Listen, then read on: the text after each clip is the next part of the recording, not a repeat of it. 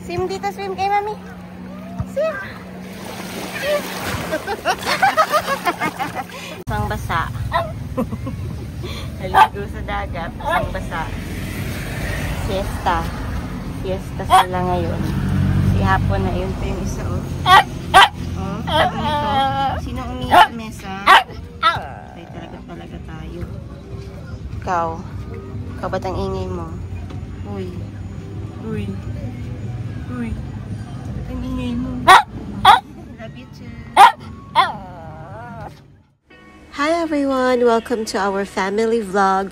Join us as we tour Ilocos, the beautiful province north of Luzon, starting in Vigan City, the breathtaking Kapurpurawan Rock Formation.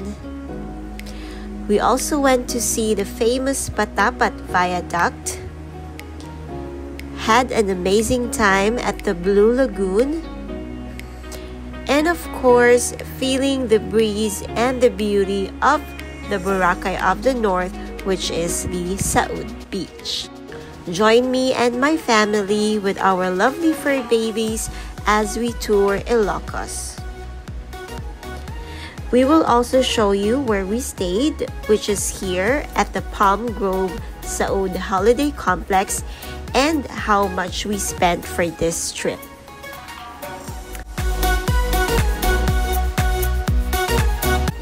Join us on our trip and please like and subscribe to our channel.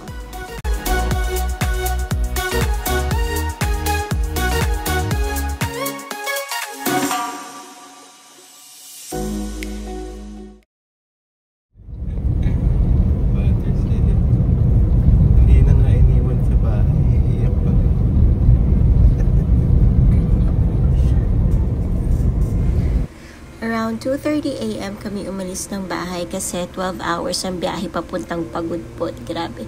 Sabi namin sa mga kids ay matulog na lang sa biyahe. Karga din namin ng mga fur babies namin kasi ayaw talaga namin silang iwan. Thankfully, around 5 AM nakarating kami sa dulo ng T-Plex. Sobrang laking tulong talaga din ng expressway kasi hindi ko ma-imagine kung anong oras kami makakarating sa La Union kung wala tong expressway na to. Inabutan namin ang sunrise dito sa Rosario, La Union. Nakaka-good vibes din si Haring Araw kahit wala na masyadong tulog. Puminto lang kami saglit dito sa gas station para mag-inat-inat and mapalitan na din ang diapers nitong mga tagulilong kasi medyo amoy imburnal na kami sa sobrang tabi. At ayun, mga 7 AM nakarating kami sa San Juan, La Union. Konti na lang talaga, siguro mga 2 days pa. Sure. Bukod sa pagkarga ng mga dogs, ang ambag ko din sa biyahe na to is moral support din sa asawa ko. At syempre, bilangin kung ilang oras na lang yung biyahe namin. Huminto muna din kami dito para mag-breakfast at makapag-stretching ang mga dogs. First time ng mga dogs bumiyahe ng malayo tapos pagudpud pa, diba? Ibang klase din talaga ang trip ng mga magulang nito. Mukhang malungkot lang yung mga boys namin pero gutom lang talaga yan. After namin kumain ay lumarga na din kami at gusto ko na talagang makarating. Medyo marami na akong pagod. At ayun nga, dito na kami sa Ilocos. Konti na lang talaga. Ayan si Peanuts, medyo excited na at gusto laging karga ng daddy niya. Ayun nga, bitbit namin lahat ng fur babies namin kasi bukod sa walang maiiwan sa kanila, parang hindi rin kami mag-e-enjoy sa bakasyon kakaisip kung kamusta na sila, kaya struggle is real talaga.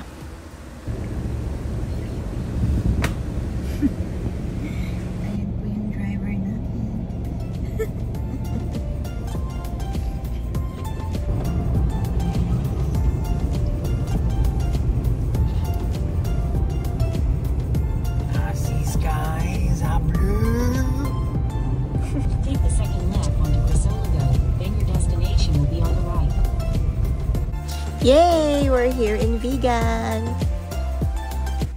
Hello. Siya daw si Alec. Alec something.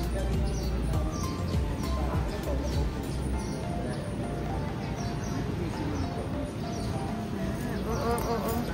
Yes. Oo daw. This is Vegan City. Subaglit lang kami sa vegan para makapagpa-picture-picture at sobrang aesthetic talaga dito. Mafe-feel mo talaga ang moment. O, diba? Na-feel mo yung moment. Yun. After mag-picture-picture, bumiyahe na din kami agad. And around 12:45, nakarating na din kami sa Ilocos Norte. Can you imagine? 10 hours na umiinit yung puwet ko sa biyahe. The struggle is real talaga, pero sobrang thankful ako dahil yung mga fur babies ko talaga sobrang bait and tulog lang talaga sila buong biyahe.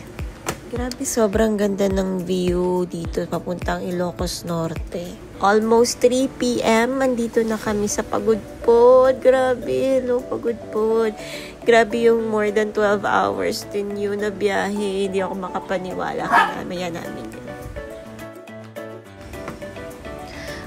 Finally, we're here at the resort. This is the Palm Grove Saud Holiday Complex. And that's the 2 building. I mean, 1 building lang, pero there are 2 floors. And we registered here at the front desk. So we already booked the reservation via Agoda, and I'll share the link in the description box for the details. By the way, this is not sponsored by Agoda.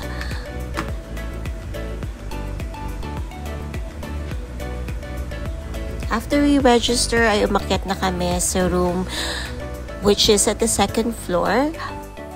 Ito nga din pala yung mga pools nila. May 2 pools for adult and for the kids.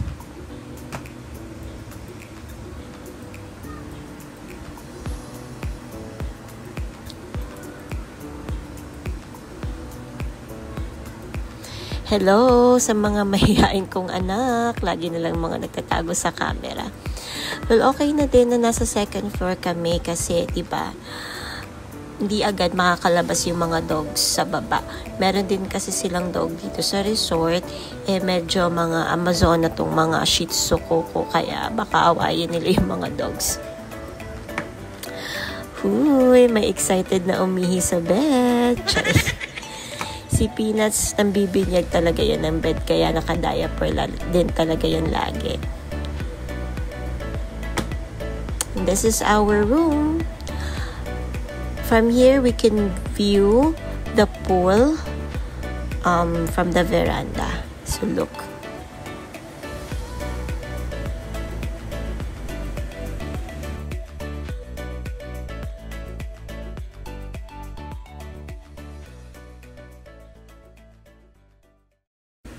This is the superior room. This is a king-size bed and 2 bunk beds. They also have a TV and a cabinet for your clothes. And this room can accommodate 6 to 8 people. They also have a refrigerator where you can store your food or drinks. And there's a shower and a toilet with shampoo, soap, towels, and hand wash. So, halos kompleto na din talaga dito. So, wala ka na din masyadong hahanapin pa. And best of all, this resort is pet friendly, kaya nasama din talaga namin lahat ng mga fur babies namin dito. They did not advise kung ilang limit of dogs per room, but of course, be responsible for parents and clean after your pets. Ayan, sa wakas nakapagpahinga na din sila. And si Peanuts ay excited na umihi sa kama. Excited na palang gumala. Let's go! It's playtime!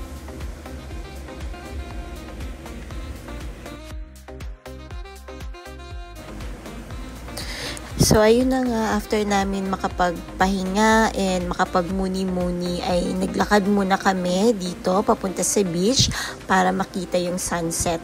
The resort is not beachfront, unfortunately, and I'm not sure if may mga beachfront resorts dito sa Pagudpod, but the beach is only 2 to 3 minutes walk from the resort, so I think it's a good excuse for me to exercise a little bit.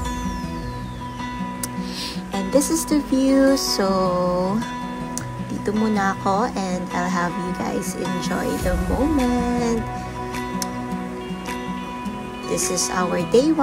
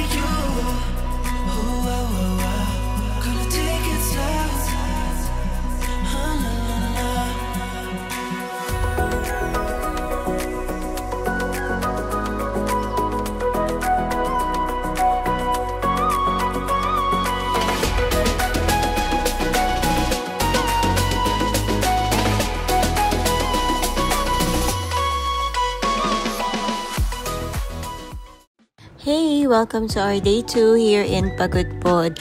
We are on our way to Kapurpurawan Rock Formation in Burgos, which is 40-minute drive from the resort.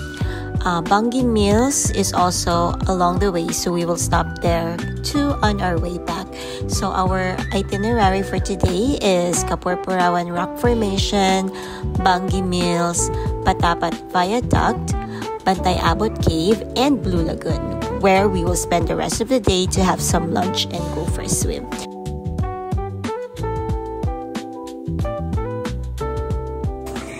Ito na ang papunta ng Kapurpuran Rock Formation.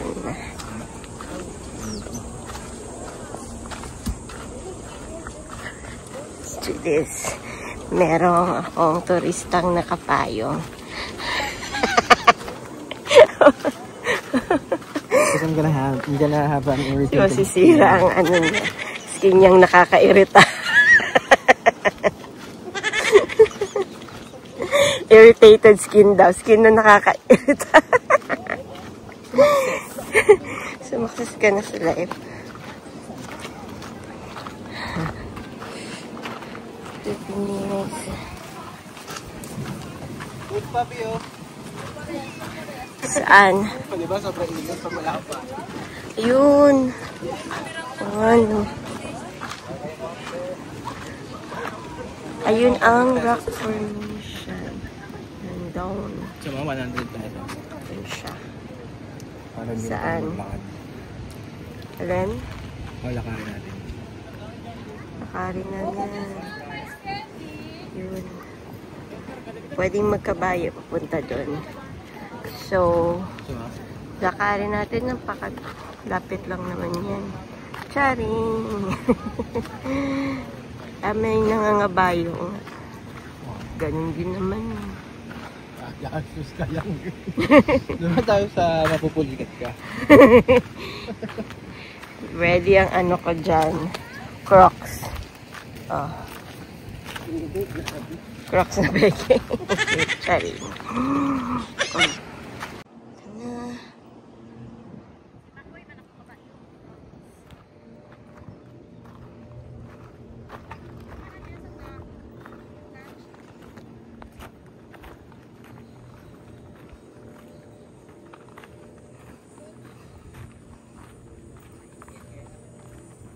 Saan ba siya?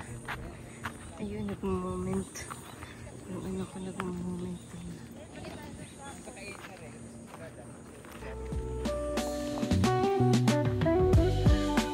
And here we are at the beautiful Kapurpurawan Rock Formation.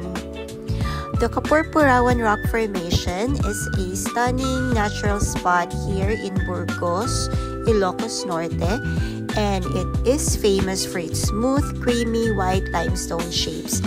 The rocks were naturally carved by the wind and sea over time, creating such a unique and beautiful landscape. Kapurpurawan actually means white in Ilocano, so it's a perfect description of the color of these amazing rocks.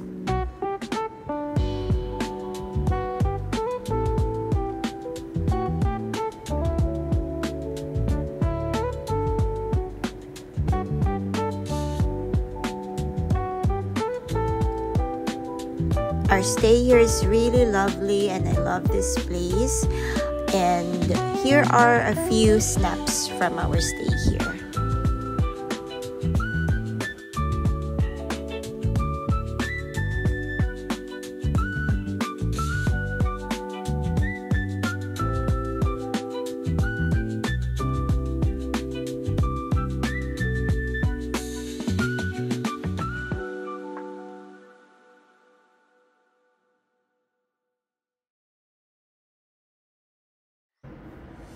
And here is the stunning view of Bangi Windmills. These towering wind turbines line a 9-kilometer stretch along Bangi Bay, facing the South China Sea. Standing at 70 meters tall, each turbine harnesses the coastal winds to generate clean energy, making this first power-generating wind farm in Southeast Asia. Absolute wow! Unfortunately, tourists are not allowed to go near the shoreline, so we just took a few snaps from a distance, and it was super windy and sunny, but the cool breeze made it really refreshing.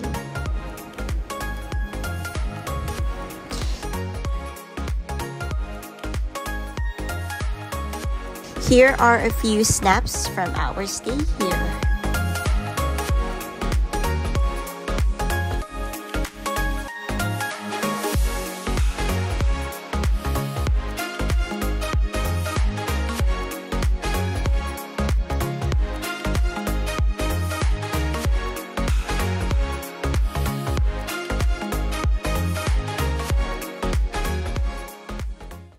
From Bangi, we went straight to Patapat Viaduct to see the famous Long Bridge. This bridge is 1.3-kilometer long coastal bridge gracefully curves along the mountainside, offering stunning views of the South China Sea on one side and lush green mountains on the other. It's like driving through a scene straight out of a postcard. So it's really lovely here. Sobrang stunning ng view, lalo na sa personal. I can't even begin to describe how beautiful this scenery is. Medyo natakot lang ako ng konti kasi nilabas ko yung phone ko sa labas para makapture talaga yung view. Medyo may pagkasyong ako kaya takot ako baka mahulog.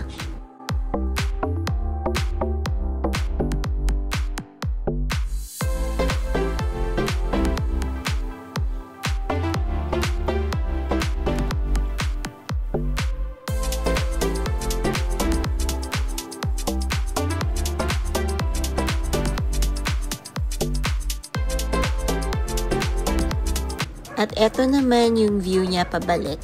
So, kinunan din namin yung video pabalik kasi papunta na kami sa Blue Lagoon. So, this is the way going there. Share ko lang din kahit hindi niyo pa tinatanong. Me and Erwin, my husband, is celebrating our 4-year wedding anniversary today. That's why we celebrated it in Pagudpud. Kasi medyo matagal na din namin gustong pumunta dito. Kaso, dahil may mga dogs kami, hindi kami agad, makakaalis. But here we are. I think it's just a leap of faith and maraming dasal siguro for guidance. Enjoy the scenery.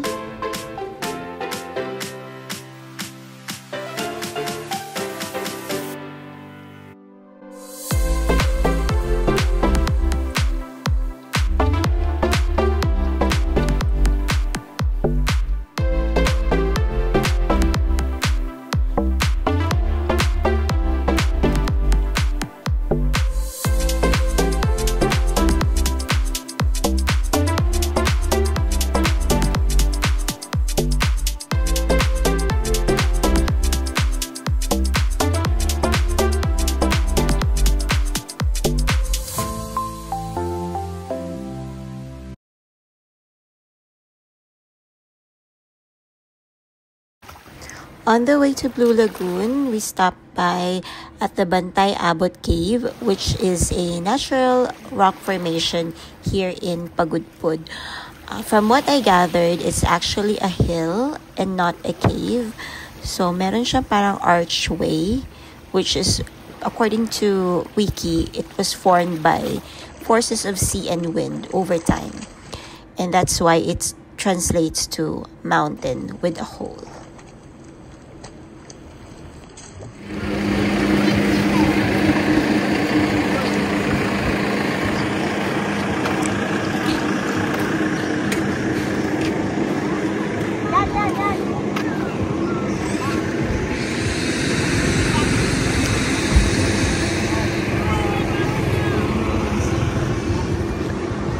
Sobrang blue ng dagat.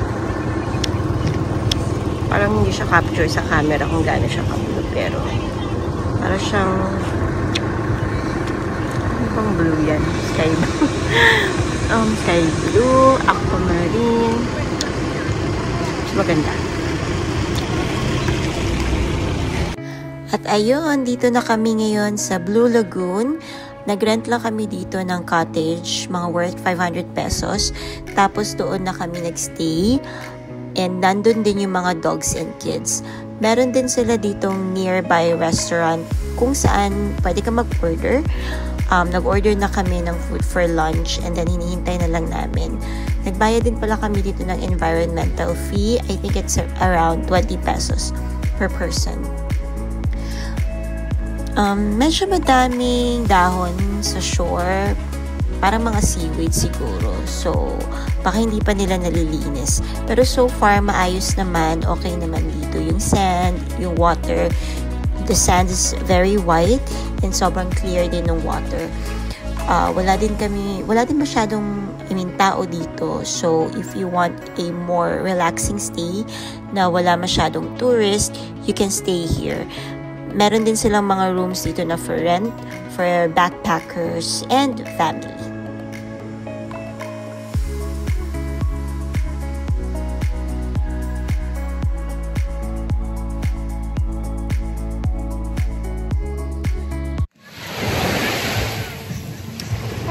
Hi! Ano masasabi mo sa dagat? Ganda. Malinaw ang tubig. Parang Boracay. Boracay, ano? So, madumi lang yung pampang. Hindi, mga ano lang naman yan, seaweeds. But other than that, it's all good. Malinis din yung tubig. Tsaka yung aquamarine blue ba yung tawag dyan? Something like that. Aquamarine blue. Yung color ng tubig. Yes! Swim dito, swim kay mami. Swim! Isang basa. Naligo sa dagat, isang basa. Siesta. Siesta sila ngayon. Si hapon na yun pa yung isa. Sino umiyak sa mesa? Ay, talaga tayo. Ikaw ba't ang ingay mo? Uy. Ba't ang ingay mo? Love you too. So, ayun, we stayed here, I think, until 6 p.m. And inayaan na namin dito maglaro at maligo sa dagat yung mga kids. And we just stayed here and relaxed.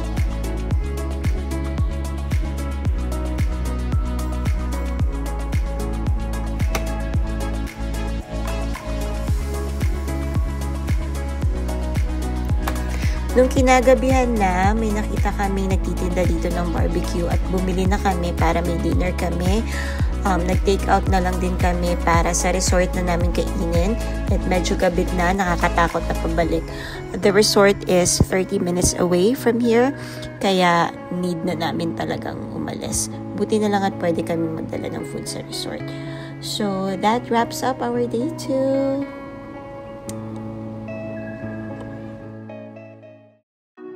For our last day here in Pagudpud, we simply spent the whole morning here in Saud Beach. Our checkout time is around 12 p.m. so kailangan namin sulitin ang buong morning namin dito. We don't have any other itinerary as we want to really feel and enjoy the moment here kasi sobrang ganda ng beach dito. Saud is hailed as Boracay of the North, but unlike Boracay, this place is relatively untouched. So, wala masyadong tourists dito, making it a very peaceful ambience to unwind and soaked in the sun. What I enjoyed the most here is marami na talagang mga fish na nasa malapit sa shore lang, where you don't need to rent a boat to go snorkeling. You can simply bring your own snorkeling gear or rent one here.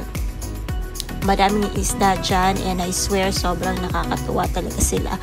Magdala ka na lang siguro ng skyflakes at itapon mo sa dagat pag sisilabasan sila. Ayan, pagbigyan nyo na yung selfie ko dyan. Ini-enjoy ko lang talaga yung aura ko.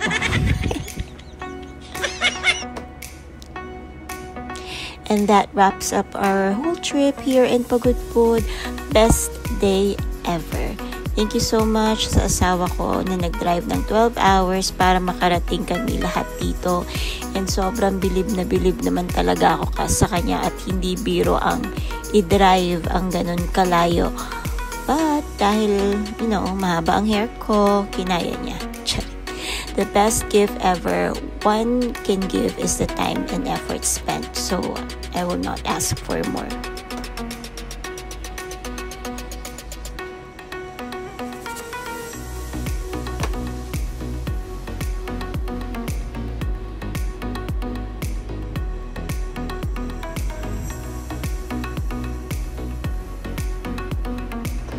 As promised, ito yung mga nagastos namin for our 3 days and 2 nights stay here.